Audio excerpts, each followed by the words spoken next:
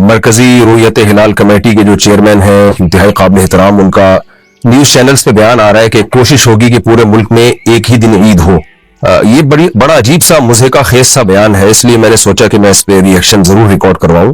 कोशिश का मतलब समझ से बालातर है, इसलिए कि चांद देख के हमें रोजा रखने का हुक्म है, चांद ना हो तो रोजा नहीं रखेंगे। इसमें कोशिश का क्या मतलब हुआ कि कोशिश का मतलब समझ से बालातर है। हिलाल कमेटी के चंद सालों से फैसले ऐसे हैं जो बहुत ज्यादा तशवीश का जरिया बन रहे हैं। इत्तेहाद उम्मत के लिए हमें शरीयत को छोड़ने की इजाजत नहीं है। ये इसलिए मैं अर्ज कर रहा हूं कि माहिरीन फलकियात से जो मैंने राब्ता किया वो ये कहते हैं कि हफ्ते के दिन पाकिस्तान में यकम रमजान होने का यानी जुम्मे की रात को चांद नजर आने का कोई इम्कान नहीं है फलकियात की रूह से। जब इम्कान ही नहीं है तो आप कोशिश करके कैसे आप उसको जबरदस्ती साबित करने की कोशिश करेंगे। हम तो बहरहाल इसी के पाबंद हैं कि जो भी हुकूमत का फैसला होगा माना जाएगा। नबी सल्लल्लाहु अलैहि वसल्लम ने फरमाया सौम यौम यसूमुन नास, कि जिस दिन लोग रोजा रखें तो उस दिन रख लेना चाहिए रोजा। लेकिन हिलाल कमेटी की बहरहाल एक जिम्मेदारी है कि वो अपनी शरई जिम्मेदारियों को पूरा करे। तो ये जो अजीब सा बयान आया है कि हम कोशिश करेंगे कि चांद जो है पूरे मुल्क में एक ही दिन रमजान का रोजा हो और एक ही दिन ईद हो, ये कोशिश का लफ्ज मुज़हिका खेज सा लफ्ज है। आप कोशिश ना करें। अगर आपको चांद नजर आ जाए, शरई गवाहों से साबित हो जाए, तो आप रमजान का ऐलान करें। कोशिश की आप ना ईद की कोशिश करें ना आप रमजान को पहले लाने की कोशिश करें। और अगर आपने इत्तेहाद उम्मत पे चलाना है पूरी दुनिया को, फिर चांद देखने के तकल्लुफ की जरूरत ही नहीं है। फिर आप सऊदी अरब से फैसला करें, जैसे दुबई और यूएई वगैरह में चांद नहीं देखा जाता, वहां कोई हिलाल कमेटी नहीं है। वो कहते हैं पूरी दुनिया में यानी हम मक्का मदीना के साथ चलेंगे। तो फिर हिलाल कमेटी ही को खत्म कर दिया जाए कि भाई सऊदी अरब में जिस दिन चांद होगा तो हम भी उसी दिन चांद का फैसला करेंगे। तो अगर पाकिस्तान के हिसाब से आपने चलना है जो शरीयत के ज्यादा करीब है, क्योंकि नबी सल्लल्लाहु अलैहि वसल्लम ने चांद देख के रोजा रखने का हमें हुक्म दिया और चांद देख ही के इफ्तार करने का हमें हुक्म दिया, तो फिर चांद देखने का प्रॉपर एहतमाम होना चाहिए। पहले भी बहुत दफा ऐसा हो चुका है कि फलकियात की रूह से चांद का कोई इम्कान ही नहीं होता था और ईद का ऐलान हो जाता था। ये चीज जो फलकियात का इल्म जानते हैं उनमें बहुत ज्यादा तशवीश का जरिया बनती है ये चीज। तो मैंने मुनासिब समझा कि मैं इस पे एक रिएक्शन रिकॉर्ड करवाऊं कि ऐसा बयान नहीं देना चाहिए जो लोगों में तशवीश और खलबली का जरिया बन जाए। तो इसलिए जो है बाकायदा प्रॉपर वे में रुयत का चांद देखने का एहतमाम करें। अगर शरई गवाहों से साबित होता है और फलकियात की रूह से उसका इम्कान भी है, फलकियात पर शरीयत में हुक्म का मदार नहीं रखा, लेकिन फलकियात का इल्म आपको ये बता देता है कि ये गवाही दुरुस्त दे रहा है कि नहीं दे रहा। यानी चांद होने ना होने का मदार तो गवाही पर है, लेकिन साइंसी उलूम से ये तो पता चल जाता है ना कि गवाही दुरुस्त है या नहीं है। इसकी मैं एक आसान सी मिसाल देता हूं आपको। शरीयत ने यह कहा है कि दो गवाह अगर गवाही दे दें कि इस शख्स ने चोरी की है और वो सिका और काबिल एतमाद गवाह हो तो चोर का हाथ काटा जाएगा, कोर्ट गवाहों को देखेगी। लेकिन अगर साइंसी आलात से पता चल जाए, कैमरे लगे हुए हैं और दो बंदों ने गवाही दी कि ये शख्स फला वक्त में आया था और यहां से चोरी करके ये गया है, और हमने जब कैमरे देखे तो उसमें टाइम भी मेंशन हो रहा है और हमें पता चल रहा है कि ये उस टाइम पे नहीं आया यहाँ पे, तो साइंसी आलात से हमें पता तो चल गया ना कि ये एक नंबर के झूठे हैं, ये दोनों झूठी गवाही दे रहे हैं। तो फिर कभी भी चोर का हाथ नहीं कटेगा क्योंकि गवाहों का झूठा होना साबित हो जाएगा।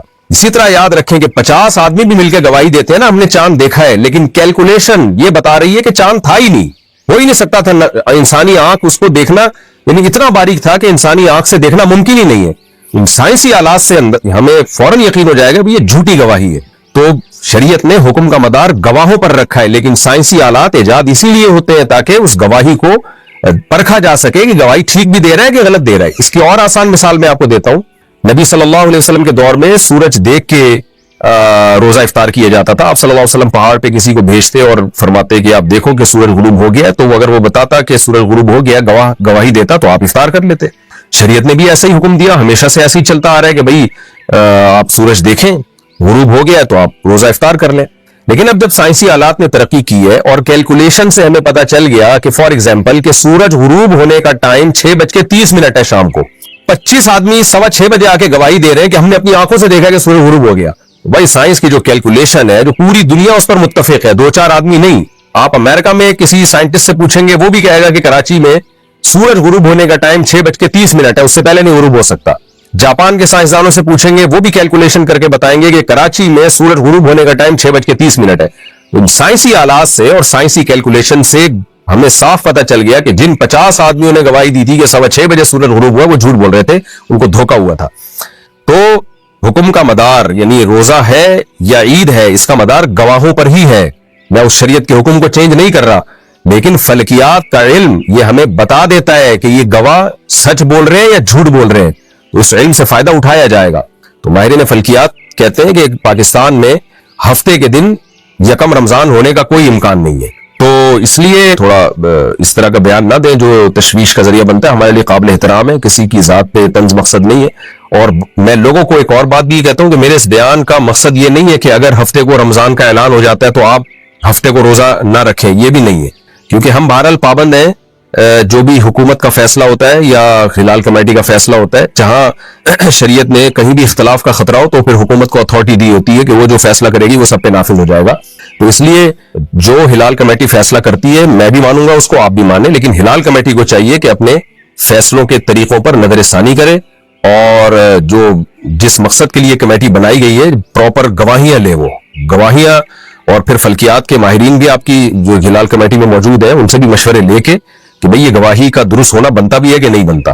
کیونکہ بہت زیادہ کئی سالوں سے یہ تشویش ہو رہی ہے, ہلال کمیٹی کے کچھ فیصلے ایسے ہیں جو بالکل سمجھ سے بالا تر ہیں. بہت دفعہ ایسا ہوا کہ ماہرین فلکیات نے کہا کہ رمضان اس دفعہ 30 روزے مکمل ہوں گے, اور کراچی یونیورسٹی کے جو ماہرین فلکیات ہیں وہ بھی, اور جو علماء میں فلکیات کے ماہرین ہیں انہوں نے بھی, دنیا بھر کے ماہرین فلکیات نے کہا کہ 30 روزے مکمل ہوں گے, لیکن 29 کے بعد اعلان ہو گیا کل عید ہے. بہرحال ہم سب نے عید منائی ہے, اس میں آپ کو شک میں ڈالنا مقصد نہیں ہے, لیکن یہ کہ یہ فیصلے بہرحال تشویش کا ذریعہ بنتے ہیں. اور اگر آپ نے اتحاد سے لوگوں کو لے کے چلنا ہے تو پھر بھائی کمیٹی ختم کریں آپ, پھر کہیں بھائی سعودی عرب کا جو فیصلہ ہوگا اب ساری دنیا اسی فیصلوں کو مانے گی. اگرچہ ہمیں شرعی لحاظ سے اس پہ تحفظات ہیں, یعنی ہم شرعی لحاظ سے اس کو ٹھیک نہیں سمجھتے, لیکن جس مسئلے میں اختلاف ہو اگر حکومت فیصلہ کر دے, ایسے انتظامی چیزوں میں, ہر مسئلے میں نہیں, ایسے انتظامی معاملات میں حکومت کا فیصلہ پھر سب پہ نافذ ہو جاتا ہے.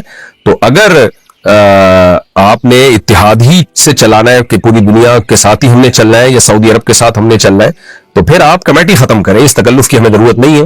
پھر آپ سیدھا سعودی عرب کے ساتھ آپ کہہ دیں بھائی گورنمنٹ بنا دے, بھائی ہلال کمیٹی کو ختم کیا جا رہا ہے, اور مکہ مدینہ میں جس دن روزہ ہوگا اس دن ہمارے یہاں بھی روزہ ہوگا, جس دن عید ہوگی اس دن ہمارے یہاں بھی عید ہوگی. اور اگر ہلال کمیٹی کا نظام لے کے چلانا ہے جو کہ ہماری نظر میں زیادہ شریعت کے زیادہ قریب ہے, تو پھر اس کو پراپر وے میں شہادتیں لینی ہے, اس کو اتحاد امت کی خاطر یا پورے ملک میں ایک ہی روزے کی خاطر اس شرعی حکم کو چینج نہیں کرنا ہے ہم نے. تو اس آپ باقاعدہ گواہیاں لیں اور فلکیات کے ماہرین سے آپ مدد بھی لیں, تو اس کے بعد آپ فیصلہ کریں, چاہے پورے ملک میں ایک روزہ ہو یا 2 روزے ہوں, الگ الگ دن روزے, اس سے کوئی فرق نہیں پڑتا. جو اس فیصلے کے خلاف چلیں گے وہ گناہگار ہوں گے. تو اتحاد کے لیے وہ کام نہ کیا جائے جو تشویش کا ذریعہ بنے. جزاکم اللہ احسن الجزاء.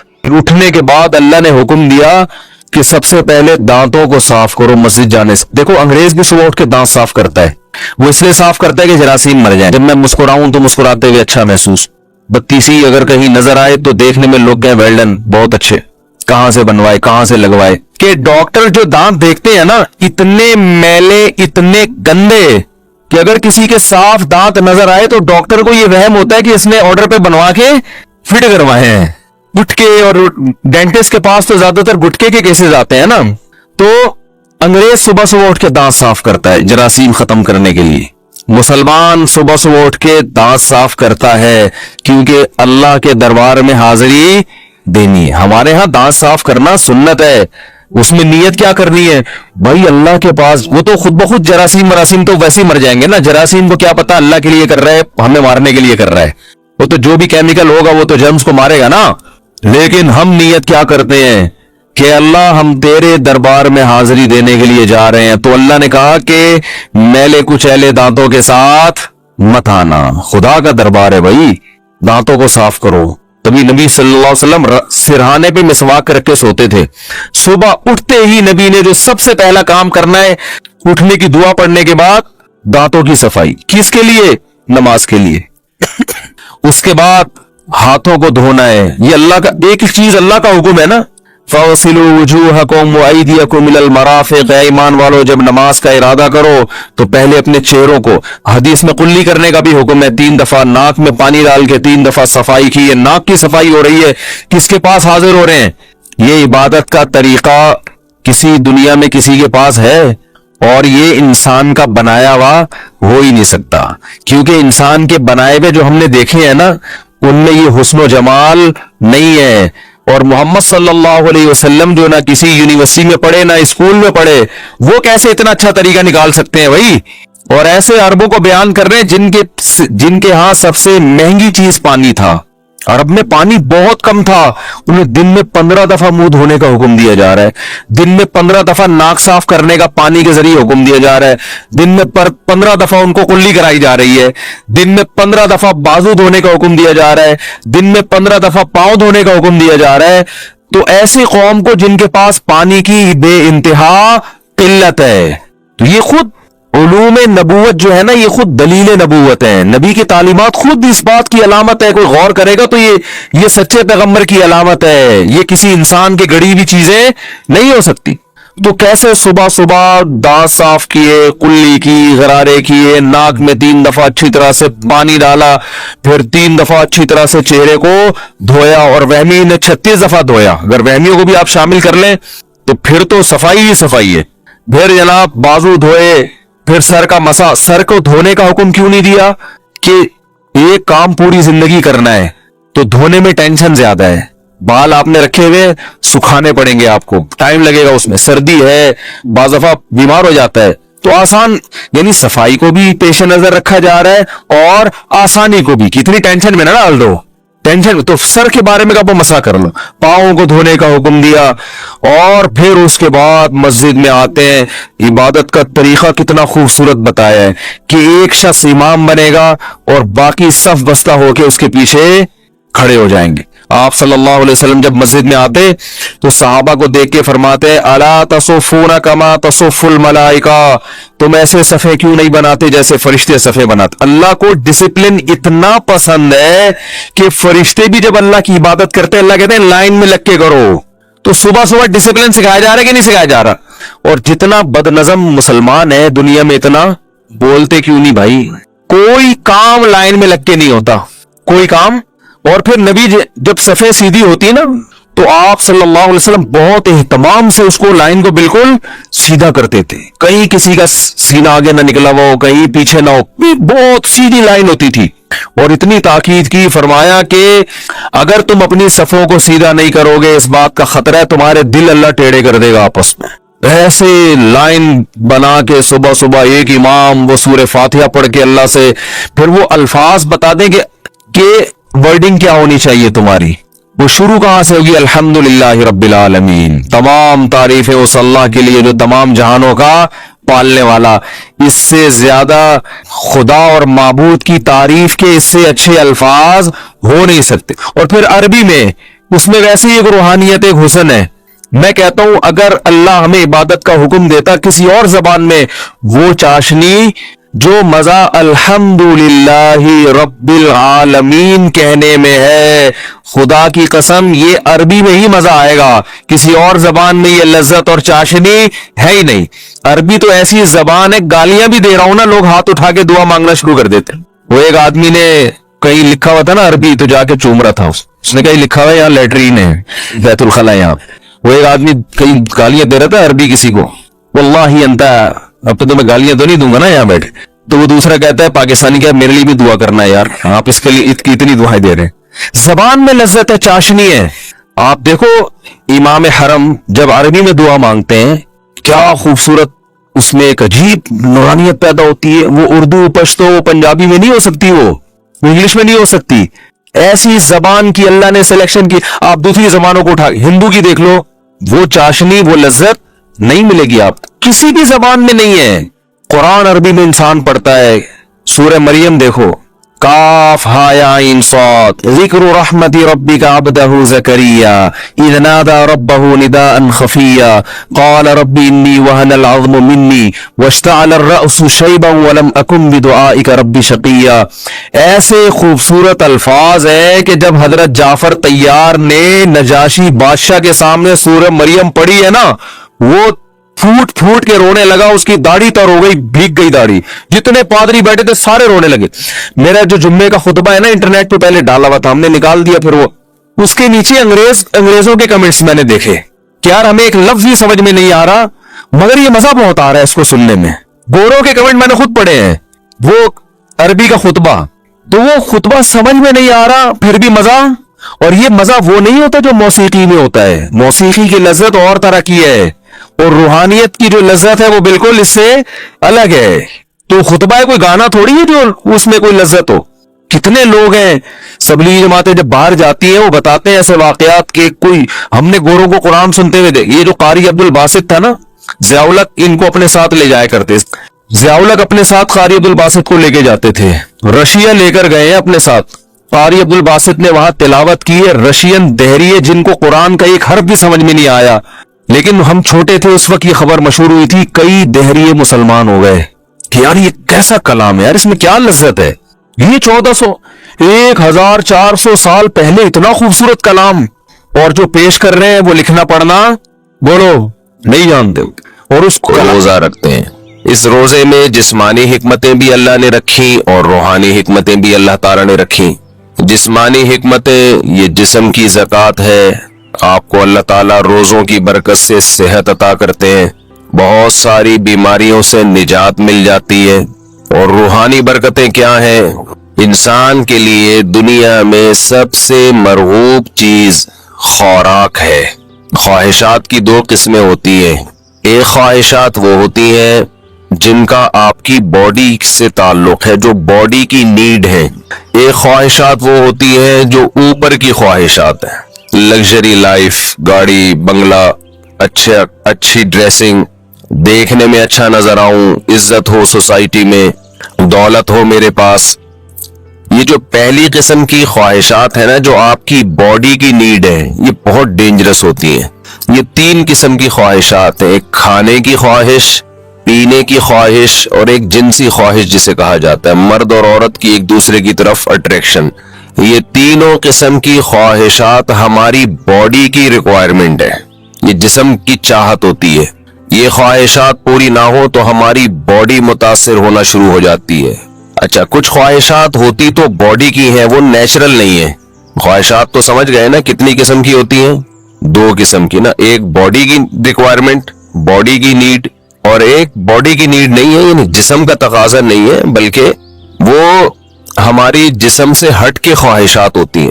جیسے لگژری لائف ہے نا, ہر آدمی چاہتا ہے میری لائف کیسی ہو, لیکن ایسا نہیں ہوتا کہ لگژری لائف کی آپ کے پیٹ کو کوئی بھوک لگ رہی ہو, وہ خواہش پوری نہیں کریں گے تو باڈی کو کوئی نقصان ہو رہا ہو. جو باڈی کی نیڈ ہے نا, جیسے کھانا پینا, یہ تو اگر نہیں کریں گے تو باڈی مسلسل تڑپتی رہے گی, مسلسل احتجاج کرتی رہے گی. اور ان خواہشات کو پورا کرنا بھی ضروری ہے. نہیں کریں گے تو بالآخر باڈی آہستہ آہستہ ڈیمیج ہونے کی طرف جائے گی اور مر جائیں گے ایک دن. آپ کو اگر گدا نہیں ملتا سونے کے لیے, اچھا انہی باڈی کی خواہشات میں ایک نیند بھی ہے. ہم 4 قسم کی خواہشات شامل کر لیتے ہیں. نیند ہے, کھانا پینا, اور جس کو جنسی خواہش کہتے ہیں. یہ اتنی ڈینجرس ہوتی ہے. جیسے نیند کی خواہش کو آپ دیکھ لو, اب گدے پہ سونا یہ باڈی کی نیڈ نہیں ہے, یہ کیا ہے, ایک لگژری لائف انسان گزارنا چاہتا ہے, اس کا تقاضا ہے کہ میرا گھر اچھا ہو, ایئر کنڈیشن روم ہو, اور ٹائلیں لگی ہوئی ہو, اور فانوس لگے ہوئے ہو. لیکن جب آپ کو نیند آئے گی تو جو گدے پہ سونے کے عادی ہیں ان کو فرش پہ نیند نہیں آئے گی. لیکن چونکہ نیند آپ کی باڈی کی نیڈ ہے, ایک وقت آئے گا کہ باڈی کہے گی میں نے سونا ہے, سونا ہے, سونا ہے, سونا ہے.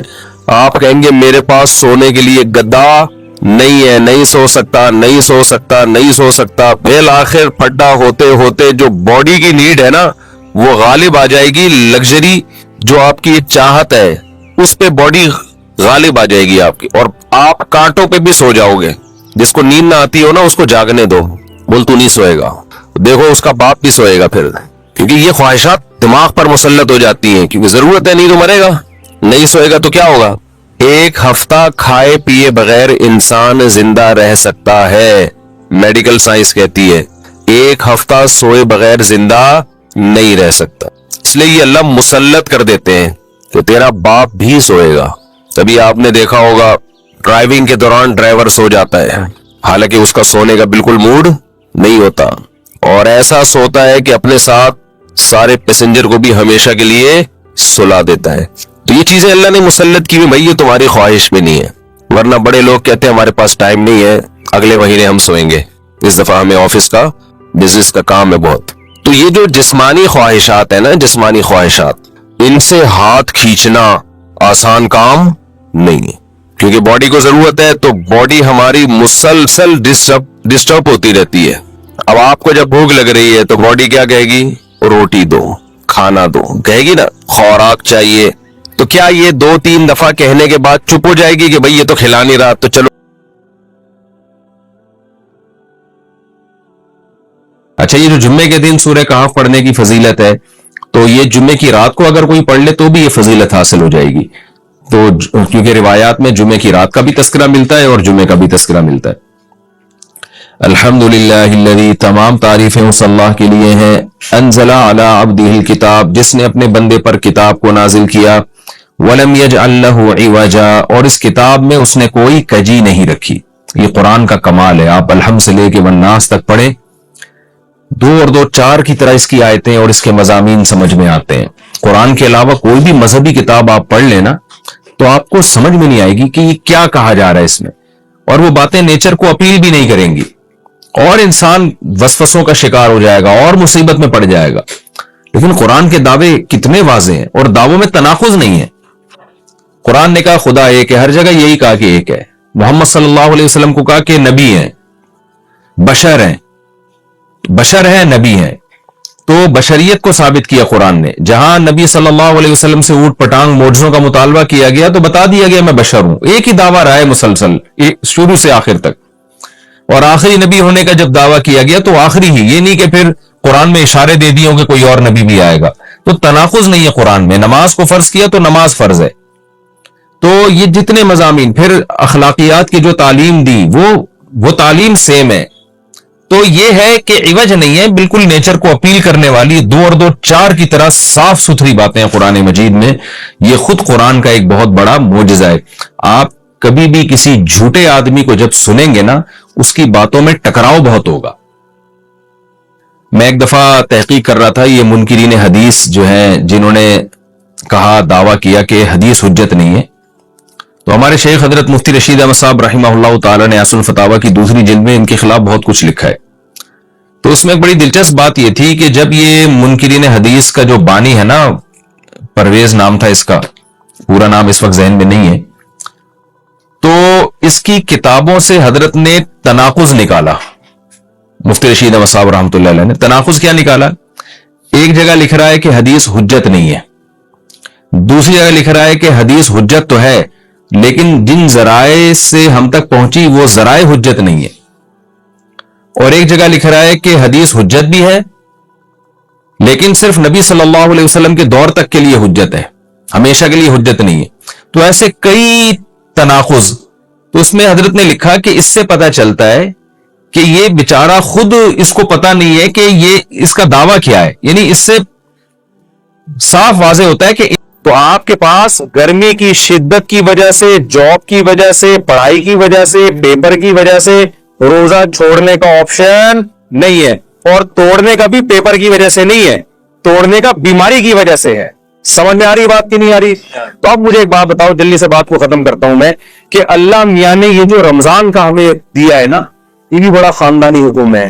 یہ بھی لگتا ہے کہ یہ اللہ ہی کا بنایا ہوا قانون ہے، کسی انسان کا بنایا ہوا قانون نہیں. ایک دور تک ہم سنتے رہے، میں بچپن میں ڈاکٹروں سے سنا کرتا تھا کہ ہمیں ہر تھوڑی تھوڑی دیر میں نہ کچھ کھانا چاہیے، ایک دم پیٹ بھر کے نہیں کھانا چاہیے. مجھے شروع سے یہ بات میری کھوپڑی میں نہیں آتی تھی، یہ نیچر کے خلاف ہے. ڈاکٹر صاحب کے پاس گئے، میرا پیٹ خراب ہے، انہوں نے کہا، ڈاکٹر صاحب نے کہا کہ دیکھیں تھوڑا سا کھائیں دھونے والے، پھر آدھے گھنٹے بعد پھر تھوڑا سا کھائیں، 2 یا 3 جتنے افورڈ کر سکیں، پھر تھوڑا کھائیں. میں نے کہا ڈاکٹر صاحب ہماری بکری کو تو میں نے اس اسٹائل میں دیکھا ہے، کبھی کسی انسان کو میں نے اس طرح کھاتا ہوا نہیں.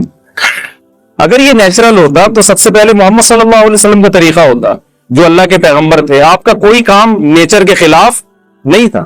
وہاں تو 2 کھانے ملتے، ناشتہ بھی نہیں ملتا ہمیں، بک رہتا ہوا عشیہ. آپ صلی اللہ علیہ وسلم دوپہر سے پہلے کھایا کرتے تھے صحابہ کے دور میں، اور مغرب کے بعد کھایا کرتے تھے. یہ 2 ٹائم تھے کھانے کے. ناشتے کا لفظ عربی ڈکشنری میں آپ کو نہیں ملے گا، حالانکہ عربی بڑی فصیح اور بلیغ زبان ہے. فطور جو آج عربی میں ہے یہ جدید عربی میں ہے، فطور ناشتے کو کہتے ہیں.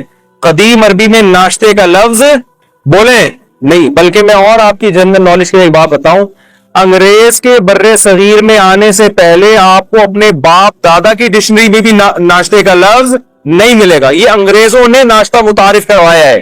سمجھ میں آ رہی ہے بات کہ نہیں آ رہی؟ تو یہ تھا ہی نہیں, یہ مسلمانوں میں آیا گوروں کے آنے کے بعد ہے. چائے بھی, سگریٹ بھی, گٹکے بھی, پان بھی, یہ ساری چیزیں یہ انگریزوں کے آنے کے بعد آئی ہیں, ورنہ مسلمان کلچر ان تمام چیزوں سے کیا تھا, پاک تھا. وہ جانتے ہی نہیں تھے یہ کیا ہو.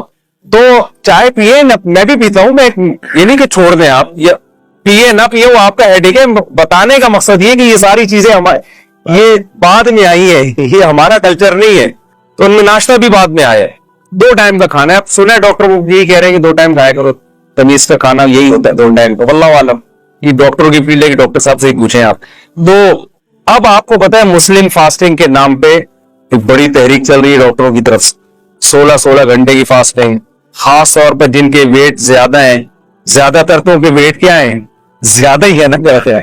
میں نے بہت کم لوگ دیکھے کولیسٹرول کی کمی ہو جن میں, ایسے بہت دیکھے. اچھا آپ جتنے لوگ مر رہے ہیں, مجھے ایک بات بتاؤ, کوئی ڈاکٹر صاحب بیٹھے تو ان سے پوچھئے گا کوئی ایک بندہ دکھائیں ہسپتال میں جو خوراک کی کمی سے مر رہا ہو.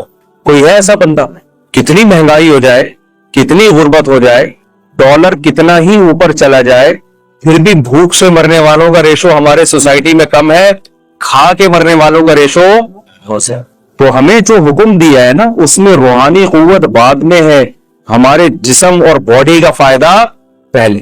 علماء ایک زبردست بات کہتے ہیں کہ مال کی زکات پیسہ ہے, باڈی کی زکات کیا ہے, بولیں روزہ ہے.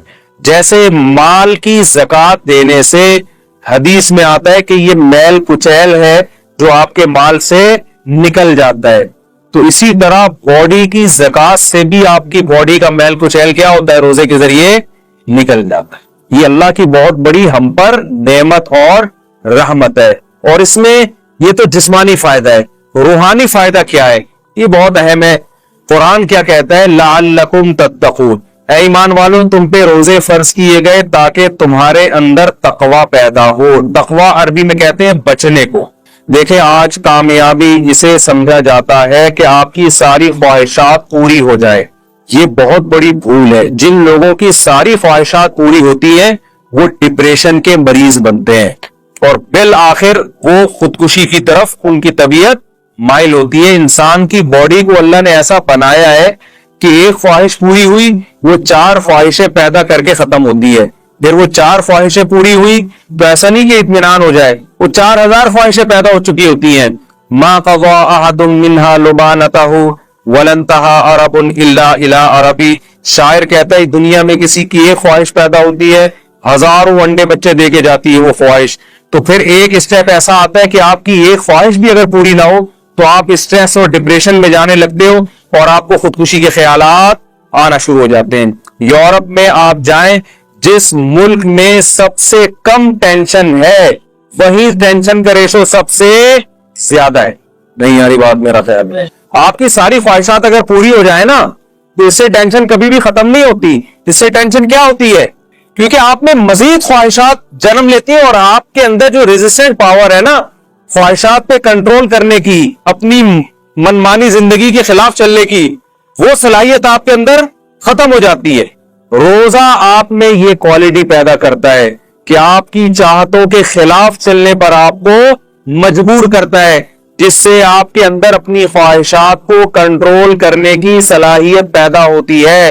کیونکہ انسان کی جو سب سے بڑی اور نیچرل خواہش ہے نا, جسے ہر شخص بلکہ ہر جانور بھی پورا کرنا چاہتا ہے, وہ ہے کھانا اور پینا. ہر چیز انسان سے برداشت ہوتی ہے, کھانے اور پینے کی چاہت پہ کنٹرول کرنا انسان سے برداشت نہیں ہوتا. سمجھ میں آ رہی بات کی؟ تو اسلام نے 1 مہینے کے لیے کیا کہہ دیا, جو آپ کی سب سے مرغوب چیز تھی نا کھانا اور پینا, اسی پہ پابندی لگا. تبھی آپ دیکھیں روزے میں کتنا عجیب سا ہوتا ہے انسان. صبح آفس جانے کا دل نہیں کر رہا کیونکہ جو چائے پی کے جانے کی عادت تھی وہ چائے کیا ہو گئی. اور ٹائم کیسا رکھا ہے کھانے پینے کا, ایسا ٹائم کھانے کا رکھا ہے جو دنیا میں کوئی بھی اس ٹائم پہ نہیں کھاتا. یعنی اللہ میاں نے اجازت دے بھی دی نا کھانے کی, تو ایک سحری کے ٹائم پہ کھاؤ. آپ مجھے بتاؤ, آپ اپنے بچے کا ولیمہ کر رہے ہو, لوگوں کو کارڈ چھپاؤ, لوگ پوچھیں بھائی کتنے بجے آنا ہے, آپ کہہ سکتے ہو بھائی 2 بجے کھانا ہوگا, 4 بجے بھی ہو جاتا ہے, لوگ عصر کے بعد بھی کر دیتے ہیں کہ چائے سموسے ہو جائیں گے. آپ رات کو بھی لیٹ نائٹ بھی کر دیتے 12:30. کبھی آپ نے دیکھا 3:30 بجے آپ نے کارڈ پہ چھپایا ہو, یہ ہمارے بچے کی شادی ہے, ولیمہ ہے, اور ٹائم کیا ہے صبح تو آپ کہو گے بھائی آپ کھاؤ, آپ کا بچہ کھائے, ہم اپنے گھر میں عزت کے ساتھ سو رہے. کتنی ٹینشن دے دی اللہ تعالیٰ نے کہ کھانے کی ٹائمنگ ایسی رکھی ہے کہ دنیا میں کوئی بھی اس ٹائم پہ کھاتا نہیں ہے, تاکہ یہ اپنی خواہشات کے خلاف چلے. 1 مہینہ کی یہ ٹریننگ ہے. اور ایک گورے نے بتایا, ہمارے ایک ریلیٹو, گورے نے پوچھا نا تم روزہ کیوں رکھتے ہو؟ انہوں نے کہا کہ یار پوری دنیا کے مسلمان رکھتے ہیں. اس نے کہا یار یہ عقل سے بالاتر ہے کہ اتنی ٹینشن, کروڑوں لوگ 1 مہینے تک, جبکہ گورنمنٹ کی طرف سے کوئی لا بھی نہیں ہے, اس پر عمل کیسے کر لیتے ہیں؟ میں آپ کو دعوے سے کہتا ہوں اگر اسلام یہ حکم نہ دیتا نا, اور یونائٹڈ نیشن کی طرف سے لا پاس ہو جاتا کہ پوری دنیا میں صرف 1 کروڑ لوگ 1 مہینہ بھوکے رہیں گے, میں کہتا ہوں 1 کروڑ تو دور کی بات, 1 لاکھ بھی اس قانون پہ عمل نہ کرتے, چاہے کتنے انعامات لگا دیتے. یہ آسان کام نہیں ہے.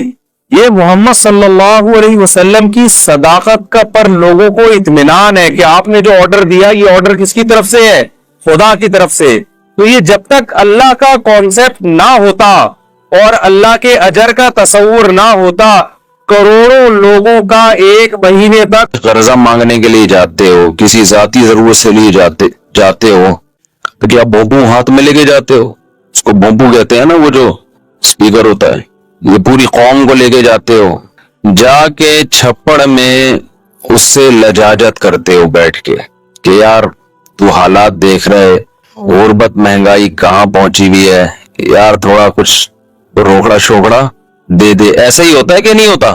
تو دعا کا جو اللہ نے اصول بتایا ہے قرآن مجید میں, ادعوا ربکم تضرعا وخفیا, اپنے رب کو پکارو عاجزی کے ساتھ اور چپکے سے. تو دعائیں کرنا سیکھیں. مسئلہ سارا مسلمان کے ساتھ یہ ہے کہ اس کا ہر ایک کے ساتھ کنیکشن. جی بیٹا, اچھا میں پڑھ لوں گا دعا کے لیے, ٹھیک ہے. مسئلہ مسلمان کے ساتھ یہ ہے کہ اس کا اللہ تعالی سے کنیکشن کیا ہو گیا ہے؟ کمزور. اسی سے سارے مسائل کھڑے ہو رہے ہیں. تو دیکھو آج کے اس بیان میں نا جو بات سیکھنے کی ہے, میرے لیے بھی آپ کے لیے بھی, جو میں جتنی باتیں کرتا ہوں میں اس میں سب سے پہلے اپنے آپ کو خطاب کر رہا ہوں. میرا کبھی یہ دعویٰ نہیں ہے کہ جو باتیں میں کر رہا ہوں تو وہ مجھے ضرورت ہی نہیں ہے.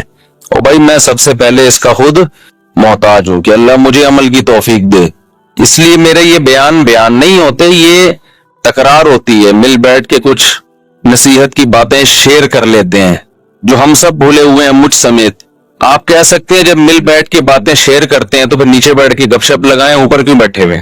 تو وہ اس لیے بیٹھا ہوں اوپر کہ نظر آ جاؤں سب کو میں آرام سے. نیچے بیٹھوں گا تو نظر نہیں آؤں گا, اس لیے مجبوری میں اوپر بیٹھا ہوں. میں سمجھتے ہیں اس لیے نہیں بیٹھا کہ میں نصیحت کرنے والا ہوں تو میں کو بہت نیک آدمی ہوں, تو میں چونکہ بڑا آدمی ہوں تو میرا مقام بہت عظیم انسان ہوں میں. وہ عظیم تو قیامت میں پتہ چلے گا بھائی, عظیم کون ہے اور وسیم کون ہے. یہ کب پتہ چلے گا؟ قیامت میں پتہ چلے گا عظیم کون ہے اور وسیم کون. دنیا میں تو کچھ بھی ہو سکتا ہے. تو اس لیے ہمارا سب سے بڑا مسئلہ کیا ہے آج؟ جو ڈپریشن, اسٹریس, بیماریاں, پریشانیاں, ناکامیاں اور ٹینشنیں, ان کی بڑی وجہ یہ ہے کہ ہمارا اللہ سے کنیکشن کیا ہو گیا ہے؟ کمزور. بعض لوگوں کا تو بالکل ہی ختم ہو گیا ہے. اور اللہ نے جو ہمیں عبادتیں دی ہیں نا, تراویح کی عبادت, رمضان کی عبادت, ذکر اذکار کی عبادت, حج کی عبادت, عمرے کی عبادت, دعا کی عبادت, صدقات و خیرات کی عبادت, ان سب کا مقصد اللہ سے تعلق پیدا کرنا ہے. آج سب کچھ ہو رہا ہے مگر اللہ سے تعلق نہیں ہو رہا. یہ بڑا مسئلہ ہے. دیکھو ہمارے ایک دوست تھے, ان کے یہاں اللہ تعالیٰ معاف فرمائے کوئی واقعہ ہوا گھر میں خودکشی کا. بے روزگاری کی وجہ سے کسی نوجوان نے خودکشی کی. اللہ تعالیٰ اس نوجوان کی مغفرت کرے. بہرحال کبیرہ گناہ ہے لیکن دعائیں مغفرت تو کرنی چاہیے. مجھے جب اطلاع ملی میں نے ان کے والدین کو سمجھایا. وہ بہت ٹینشن میں آئے نا ماں باپ کہ ہم نے بھی تانے دیے تھے اس کو بے روزگاری کے, تو اس کی ٹینشن اس نے زیادہ لے لی ہے. میں نے کہا یہ ٹینشن زیادہ لینے والی بات بالکل غلط. بات یہ ہے کہ ہم نے اپنی ضرورتوں کے دائرے بہت زیادہ وسیع کر لی ہیں کیونکہ ہمارا اللہ سے کنیکشن نہیں. اب چاہتے ہیں کہ سب کی توندیں فل بھریں, پیٹ بھریں, گھر بڑے بڑے ہوں, گاڑیاں سب کے پاس ہوں, बैंक बैलेंस सबके भरे हुए हो, बिल्कुल ऐश की जिंदगी हो, कोई टेंशन ना हो। अल्लाह तो है ही नहीं ना बीच में, अल्लाह बीच में है ही नहीं कि असल कामयाबी है कि खुदा खुश हो हमसे, वो तो है ही नहीं, वो तो मकसद ही नहीं है। तो जब दौलत को बाप बना के, शोहरत, इज्जत, ख्वाहिशात को बाप बनाओगे तो मेरे भाई खंभों से ही चिपकोगे। फिर जाके कोई खंभे से चिपकेगा, कोई जहर पिएगा, कोई नहीं भी पिएगा ना तो डिप्रेशन से मरेगा, वो ब्रेन हेमरेज से मरेगा डिप्रेशन में।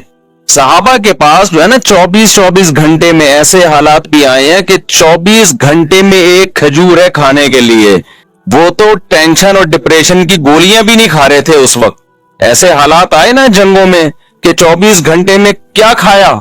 एक साहबी ने जब बताया ना कि हम 24 घंटे में पता नहीं 2-3 खजूरें खाते थे, लोगों ने कहा इसमें गुजारा कैसे होता था। उन्होंने कहा हम सोचते थे जब ये भी नहीं मिलती थी, जब एक खजूर मिलती थी, हम उन दिनों को याद करके 2 खजूरों पे खुश होते थे। लोगों ने कहा भाई जब एक खजूर मिलती थी उस पे कैसे टेंशन खत्म होती थी। उन्होंने कहा हम उस दिन को याद करते थे जब खजूरों की गुठलियां चूसा करते थे, खजूर भी खाने को नहीं मिलती थी।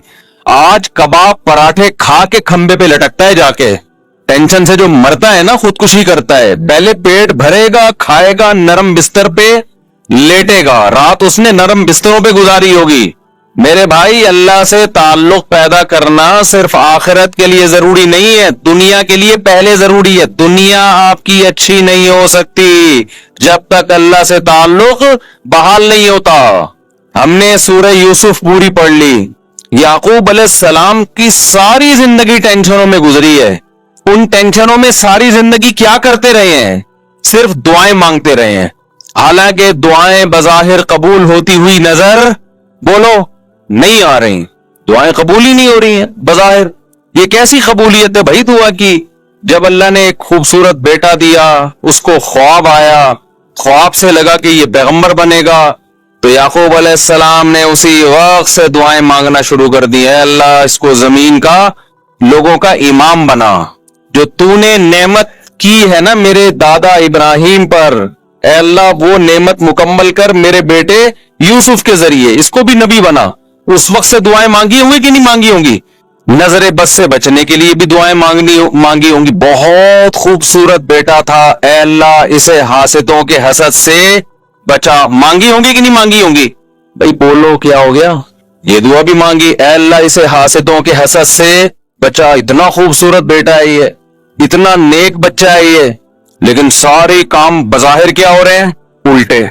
हसद भी खा रही है, भाइयों ने उठा के कुएं में डाल दिया और बाप की नजरों से ओझल।